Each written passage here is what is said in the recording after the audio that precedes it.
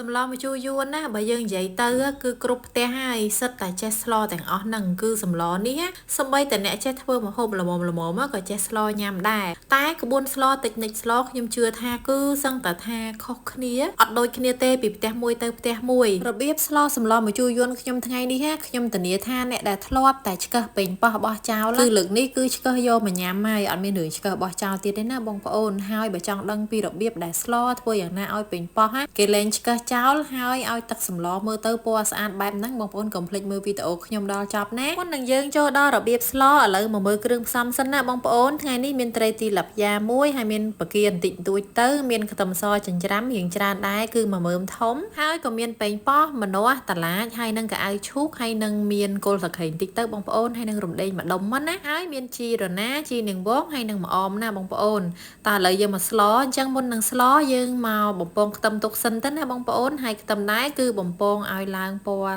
អង្ក្រងបែបនេះបងប្អូនអញ្ចឹងបានឈ្ងុយឲ្យខ្ទឹមឡើងស្រួយអញ្ចឹងបានឈ្ងុយណាបងប្អូនបន្តមកទៀតប្រេងដែលយើងបំពងខ្ទឹមហ្នឹងយើងយកមកបំពងត្រីម្ដងត្រីបងប្អូនគឺយើងគ្រាន់តែបំពងឲ្យក្រៀមសងខាងមកណាហើយមិនបាច់ដល់ឆ្អិនក្នុងពេកក៏បានដែរឲ្យសំខាន់ឲ្យតែសងខាងត្រីហ្នឹងគឺក្រៀមមកបានហើយបងប្អូននេះបងប្អូនឃើញនេះគឺក្រៀមបែបហ្នឹងមកណាតែបើថាខាងក្នុងសាច់វិញគឺអត់តន់ឆ្អិន 100%ទេយើងទុកឲ្យយើងយកមកចម្អិនឲ្យឆ្អិននៅក្នុងសម្លឥឡូវដល់វគ្គធ្វើយ៉ាងណាឲ្យសម្លយើងមានពណ៌ស្អាតហើយប៉េងប៉ោះយើងមានរសជាតិឆ្ងាញ់ជាងដែលយើងដាក់ផ្ទាល់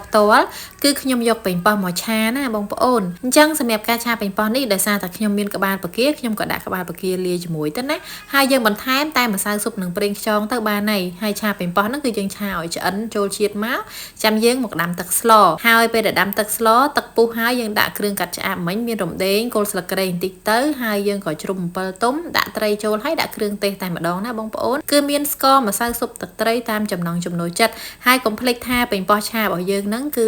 មានរសជាតិគួរសមដែរអញ្ចឹងយើងដាក់គ្រឿងល្មមសិនទៅណាហើយបន្លែគឺយើងដាក់អាណារឹងមុនទៅដំបូងខ្ញុំដាក់តឡាចបានមកពុះអញ្ចឹងទៅទើបដាក់កៅអៅឈូកដាក់ប៉េងប៉ោះហើយនឹងម្នាស់ជាមួយគ្នាតែម្ដងហើយបកាក៏ដាក់ពេលហ្នឹងដែរបងប្អូនដោយសារតែបកាឆាប់ឆ្អិនណាអញ្ចឹងយើងដាក់គ្រឿងក្រៅចូលទាំងអស់ហើយបងប្អូនគឺយើងរងចាំតែមកពុះទេតែហ៊ានតែយូរពេកឲ្យលួយបន្លែអស់ហើយណាបងប្អូនណាអញ្ចឹងគឺសំខាន់ឲ្យតែតឡាចនឹងឆ្អិនមុនគេទៅបន្លែផ្សេងទៀតតាមក្រោយហ្នឹងគឺមកល្មមបានហើយបើឲ្យវាលួយទេណាបងប្អូន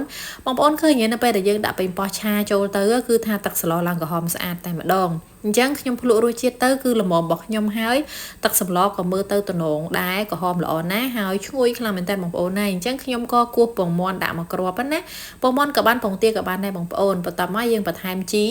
ដែលមាន3មុខមិញហ្នឹងជីរណាជីនាងវងហើយនឹង